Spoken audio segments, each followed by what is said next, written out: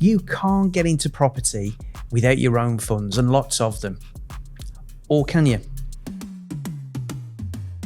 Hi everybody, and welcome to Journey of a Property Investor, where today I'm joined with Mike Turner. Hi Mike, how are you? Yeah, hi Dave, doing well. So Mike, today, a conversation for today, we really want to start dispelling some myths. So one of the big myths, and I'm sure you get a lot of people or you hear this a lot, and that's around you've got to have lots of money in property. Now, I'm not going to say that you don't need money in any capacity whatsoever, but I think there is a misconception or a myth there that you have got to have lots and lots and lots of money sat there in order to get into it, which is actually not the case, is it? It's not the case, but before we get into that, maybe let's unravel a little bit why people might think that. Why do you think people feel that they need to have lots of money to get into property? Well, naturally, look at a house. And, there's several hundred thousands of pounds, aren't they? And if you think about just what you have to go through to buy your own house, if you are lucky enough to get onto a ladder to do that, well, it's not easy. So the thought of buying other houses, which are effectively for other people to live in, but it does seem like a challenge, doesn't it? Certainly traditionally, and actually, let's fact check this actually, but I think buy-to-let mortgages didn't really exist before. I don't know if it was the 80s that they came in, or if it was the 90s or the 2000s. I think it was the 90s, something like 1995. Shall we ask producer Aaron to fact check that? When did buy-to-let mortgages first come in? It was the 24th of September, 1996. 96, one year off. Yeah, not bad. 1 year off. Yeah. Good shout, Dave. Yeah, so if you think about the old way of investing, so before 20th of September, was it? 26th of September? 24th of September. 24th of September. Yeah, like the so the before the 24th matters, of September 1996. Dates do matter, Dave. 24th of September 1996, when buy-to-let mortgages first came in. Before then, you couldn't get a mortgage for a second property. Well, maybe a residential property, but you had to buy the houses for cash, right? Or you had or was that the arrangement where you could go and see your bank manager for that type of thing as well at the time? Yeah, potentially. Yeah, you could go and you might actually have a dedicated account manager or a bank manager at the time where you could go and chat to them. Maybe you get a commercial loan or commercial mortgage, depending on what you're buying. But it was like before those days, it was not common for people to get onto the housing ladder as investors. Ever since that time, it's been a lot easier. And of course, leading into the end of the 90s, early noughties, that obviously led to a bit of irresponsible lending. The market went a bit crazy, and it was very easy then actually to become an investor because you could get more than the value of the property in a mortgage. Which was terrifying when you look back at that. Yeah, think about it. So you think actually in 1996, was it? Yeah. So that was when the first facility came in for you to be able to do that. And then 20 years later, people have abused it to the point where it collapses. Well, not even 20 years. It was 10 years basically, wasn't it? So 1996 to 2006, or 2006 to 2008 really is when the problem started bubbling away. It just Before then, the facility wasn't there, and now it is. It's better understood. It's gone through a period of trouble where it's refined, and we are where we are now, aren't we? Absolutely. So if you look at history, the wealthy and the elites, let's say, they were always the landowners. They always owned property, land, farming, etc. You now all of a sudden don't need to have lots of financial resources. You can use leverage or other people's money. In this case, you're using the bank's money. Even if you've got a pot of money, you will run out of money, won't you? I mean, I think Richard Branson's story around how he started to fund Virgin Airlines. He wasn't sitting on a mass load of cash and thought, right, Boeing, sell me a plane.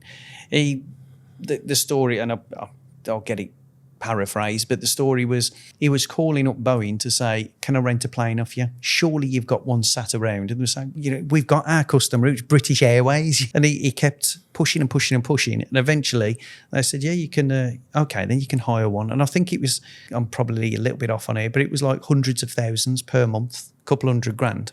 He didn't have that by that point when the agreement was made, but he knew that actually flights are chartered further down the line. You don't need your pilots and all these other things, but you can sell the tickets now. But it really is about being creative, isn't it? And as long as what you buy makes money, then you don't necessarily have to have that money there in the first place, do you? So, well, I think Elon Musk did the same thing really with Tesla, didn't he? He launched, was it the first one, the Model? It wasn't the Model there's, S. There's the S, the 3, the X and the Y, isn't there? And I know that because apart from the E, which is number 3, it spells sexy, doesn't it? That's why he did that. All right, I didn't realize that. But anyway, in fact, no, I think it was the Cybertruck. So he announced the launch of the Cybertruck and got, what was it, 100,000 people to put down £1,000 deposit. He's got £1 million that he then goes to the bank and says, I've now got £100 million that I'm going to put down as collateral to build the factories to build these cars. And so he obviously leveraged other people's money. But bringing that back to property, mortgages as leveraging other people's money, there are lots of other ways that you can leverage other people's money. And interestingly the example you just gave there is Elon Musk was showing some credibility, wasn't he? He was showing the bank a good deal or the investors a good deal. And I think that's what it's about. So when we talk about you don't need money, I do think if you find something that is a really, really good deal or opportunity, if that is a good deal, the money will come. Yeah. You will find it. Yeah. And I think what Elon did is he pooled risk. So he didn't have to put up the money himself. He got a lot of people that believed in what he was wanting to deliver. Love it or hate it, it's revolutionary in the world of trucks and electric vehicles.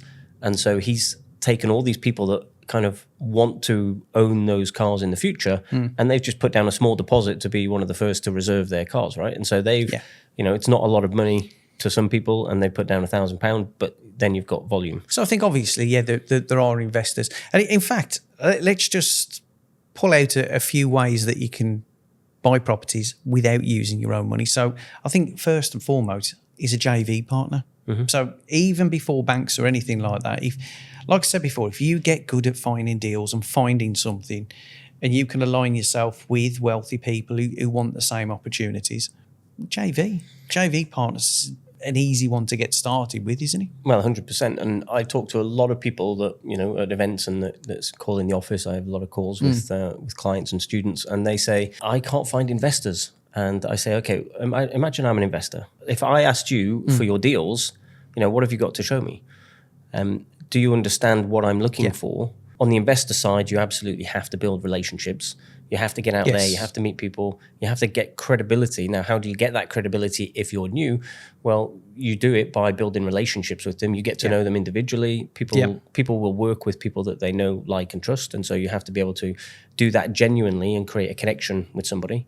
And then also, I would say, build credibility through your knowledge. If you haven't got money, then you have to have knowledge, don't you? Or you have to have something that you bring into the table. Yeah. And that can be going out and finding a good deal, working out how to start, working out how to present them back so that they look like good deals.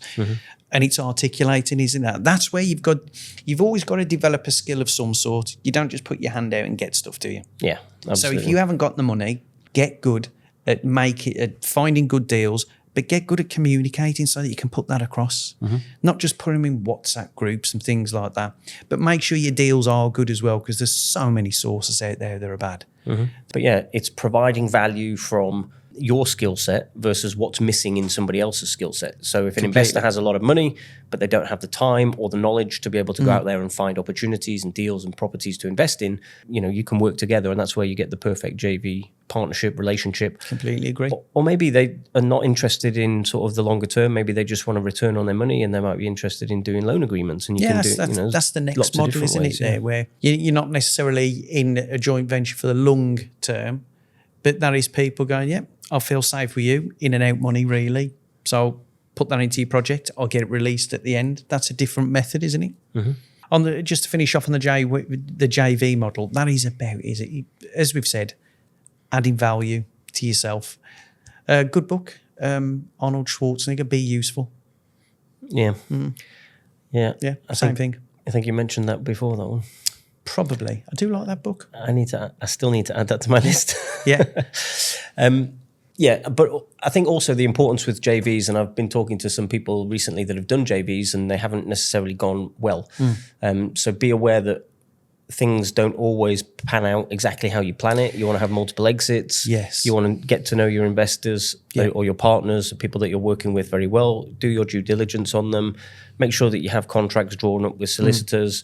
And of course, just keep communication open. People are going to respect you a lot more if you are open. If you're in a JV and there's a delay or building costs have gone up, and things change, markets change. As long as you are open and communicative with your investors or with your partners, they're going to respect that. Yes. They're also going to be much more likely to work with you again.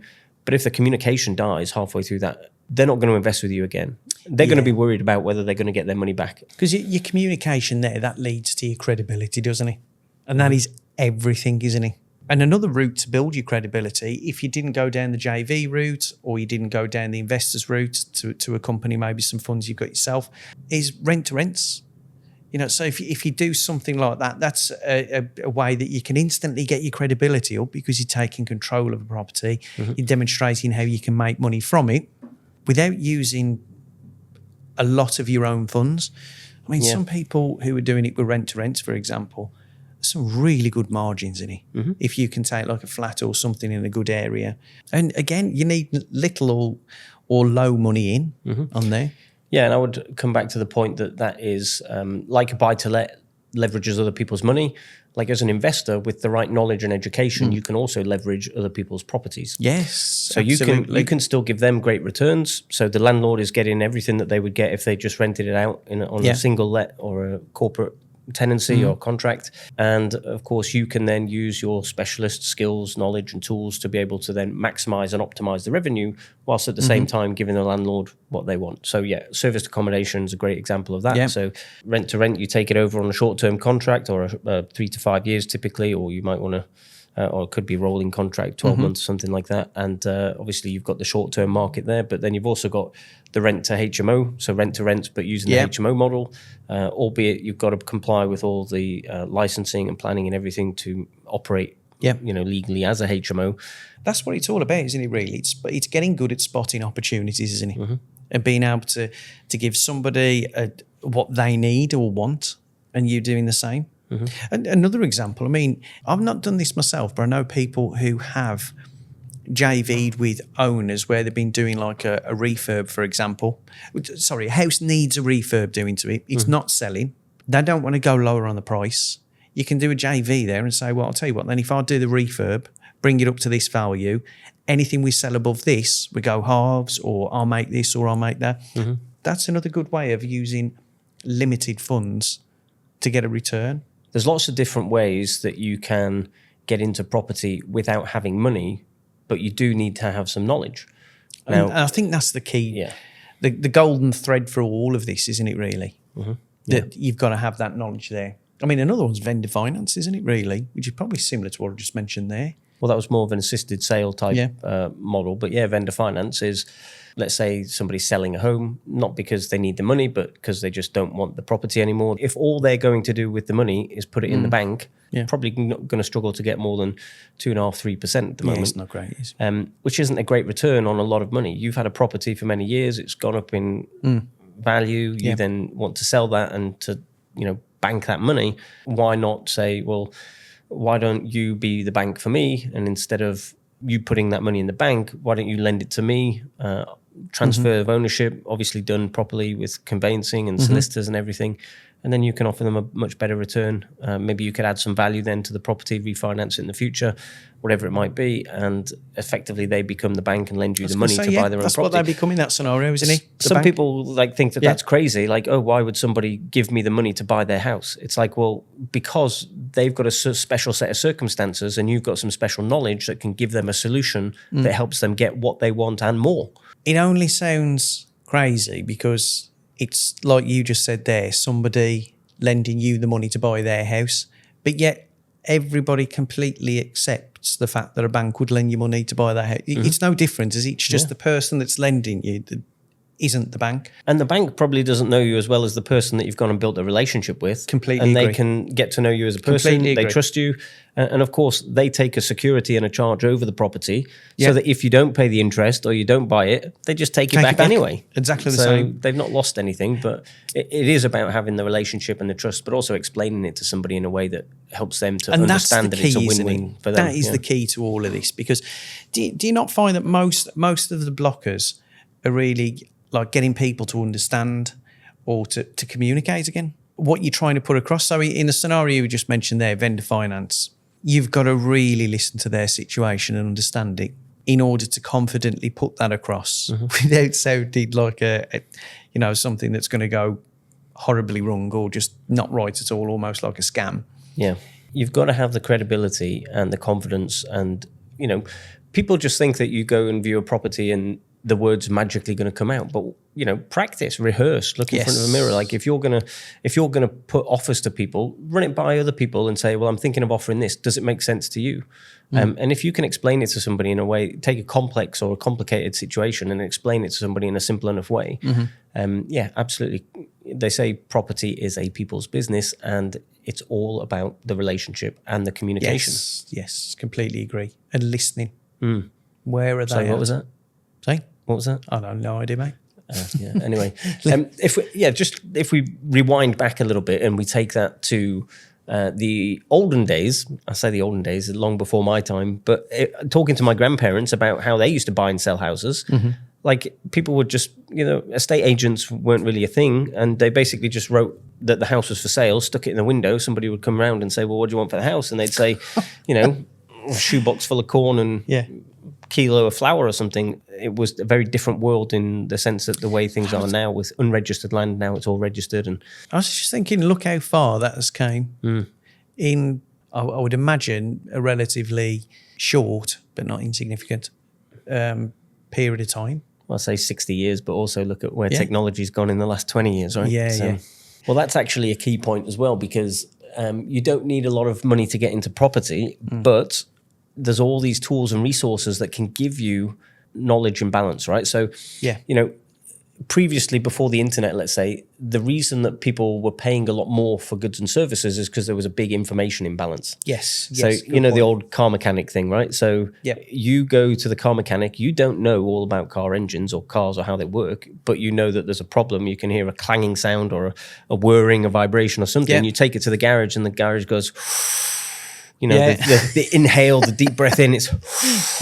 Oh, sounds expensive that, you know. But then what happens as the internet and the information age, they can level up their knowledge, right? So you go to the garage now and he says, oh, well, this is the problem. You can easily go onto AI and actually diagnose the car. I did this recently because my brake caliper was sticking and it was causing a whirring and causing the tire to heat up, and it wasn't good. So I got AI to diagnose it and took it to the garage, and actually had to claim it on the warranty as well. So it helped me know what to say to for the warranty and things.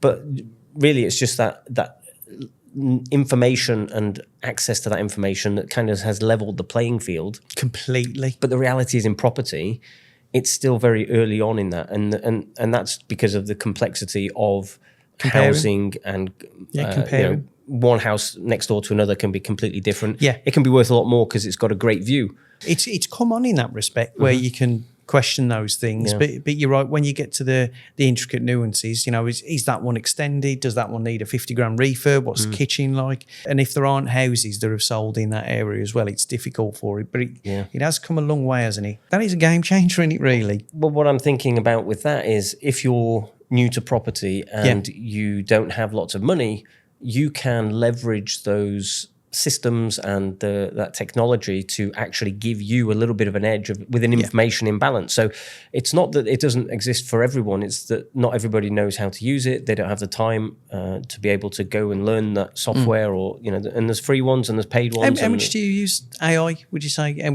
First of all, what's your weapon of choice for properties? AI, sourcing. just full stop. And how much do you use it for property? Mainly I use ChatGPT. Recently got back from a golfing holiday in Turkey. One of my good friends works at Google, and he's been using Claude a lot, and he was using it there. So I might give that one a try, and I've heard a lot of good things about it. So what do you I mean, you're an IT guy. What do you think? I've got two on the go at the moment. So my go-to... Do they know about each other? No, it's difficult balancing the two, especially when they're on the same phone. Don't upset them. You might get all kinds of funny answers back. So ChatGPT is the main go-to that I use. Yeah. But I'm also just trying out Gemini now, and I always pay for the subscriptions as well. Is Gemini the Google one? Yes. Maybe he's using Gemini. He probably was. Who's Claude then? I don't know, probably the bloke who's talking to you about it. Claude is a separate AI entity similar to ChatGPT. Yeah, right. There we Okay, there. So it was Gemini he was using, not Claude. I mean, I use AI so much, but I don't. But the thing I need to be clear of is you can't just go done. There we go. It'll give you something that's good, but it doesn't mean that it's actually 100% right. But yeah, I use it for loads of stuff. It will give you good information if there is definitive answers out there. Yes. So if you say, well, what is Article 4 or what are the permitted development rights? Yes. Those are documented, well understood. It's brilliant for that. Right? And so that's it's why really I've used good it for that. planning. But what I would say is they have now a deep research mode. Yeah, I've used that one, and a shopping mode and an AI mode. Yeah. An agent mode. Brilliant. But when it comes to property, I took this portfolio and I put it into deep research mode. Yep. And I said, I want you to deep research this property portfolio, given house prices in the area and where it is and what you think about it. They're all HMOs. And so I did it in that way, and it actually broke it down a lot. And you can tell that it's sort of going out there and fetching information, and it gives you all the references and the links and everything that it's referring to when it's talking about certain things, especially and specifically about certain councils and differences between council rules. Yeah, it's pretty powerful. And I think as an investor, certainly getting into it, it can be a very good friend. I mean, the other thing to just think about as well, and just to almost like add a bit of caution to ChatGPT and all the other AIs as well, is the large language models, aren't they? So they've been raised on language, on documents, on literature. You say that as if they've been raised on a pasture and a farm and they're nurtured with the right things. Well, they are like the children of the internet, aren't they? You think about what we give them to raise them on. It is all the documents that exist. That's why when we talk about emotional things, or what we said about comparing one property with another, well, that is a very human-like, well, that one's nicer, it's got an extension. Those marble tops on the kitchen, they're worth more money. Or, from a human point of view, where the emotional come in, that's worth a bit more than this one. The thing I would do is, if you're using it to look at values for properties and things like that, start with things that you know. Start with your own house. Start with properties that you've seen sell and that you know how much they are and in an area that you know, so that you can get a feel for it. What AI is good for is predicting from data. And so, That's it, so the large language models, they're not going to create completely new things. They're just going to take the data and rehash it and give you ideas based on everything that it's learned from. The danger with too much information is you kind of get lost and overwhelmed. And you just got to have, that comes back to the training and the education side of things. You've got to understand what is noise. Completely agree. And how you can cut through the noise. But just coming full circle back to the start, you haven't got to be sitting on hundreds of thousands of pounds worth of cash to get in. Don't get me wrong, that's a nice place to be to start. Helps, it helps. And in fact, actually, I'll be honest now, the people who I've seen in property over the last 15 years plus, people who have gone into property from not knowing it to wanting to get into it, often the poorest performers I've seen are people who've got a lot of money in the bank. They're not motivated. Yes. They don't have that burning drive. Yeah. And they've probably got something else that makes that as well, that income. But sorry. Yeah, I was just going to say, to conclude on my side, if all else fails, I've spoken to some people that really, they're super motivated to get into property, but they don't have, they can't afford to do the trainings, the education. They don't know what to do. So obviously go to as many networking events as possible. And I said, I've said to people in the past, just add and provide some value. So there are investors that need leaflets delivering. There are investors that want you to go and do viewings. So just go to a networking meeting and say that you want to help, even if it's another deal sourcer, even if it's a property investor, you can go there and offer to work for them for free to get the experience. Or you can go and deliver leaflets and just get them to pay you, I don't know, £150 a day or something to deliver some leaflets. You're going to start making money somewhere by adding any value that you can, whether it's delivering leaflets, making phone calls, doing viewings, just trolling the portals and trying to find opportunities, whatever it might be that an investor needs help or support with. If you're there willing, when you do find good opportunities and, you've got that relationship, maybe they'll work with you and lend you some money. Just start somewhere. Just get started. Don't let your circumstances or your perception of your circumstances guide put your blockers or your limited beliefs there in place. Paul in the office laughs at me because every time he asks a question, I just say, get it done. It's like, just get it done. Just go and do it. Yeah. Get it done. Because it switches your mind, doesn't it? Brilliant. Thank you, Mike. So Thank there you, we have it, Dave. folks. Do you need money to get into property? No, you don't. There are lots of different methods. And actually, I think what we found in this conversation is largely that is down to mindset, how you think about these things, how you look at these challenges, how that you solve the problems and think, this is what I'm going to do. I'm going to add value to myself. I'm going to work out how I can take these deals to someone else and make sure I'm finding the best stuff available. There's lots and lots and lots and lots of things online to help you with that.